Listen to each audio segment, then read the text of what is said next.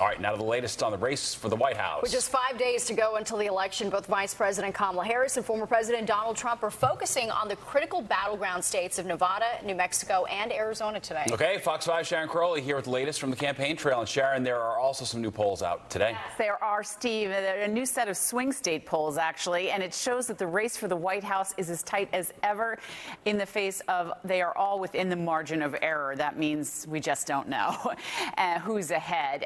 This as former President Trump and Vice President Harris crisscrossing the country to hold events in those important battleground states. But first, a few political stunts that continue making headlines today. Former President Trump, as you see there, sporting a safety vest, climbing into a garbage truck in Wisconsin. The photo op, a response to President Biden referring to Trump supporters as, quote, garbage.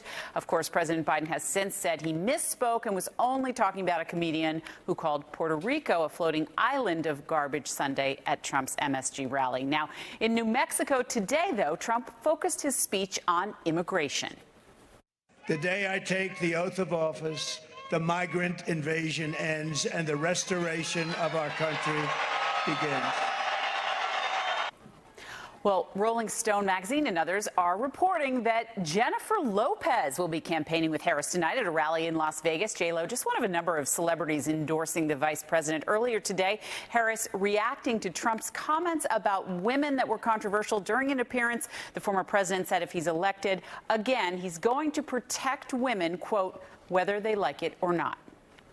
Listen, it actually is, I think, very offensive to women in terms of not understanding their agency, their authority, their right, and their ability to make decisions about their own lives, including their own bodies.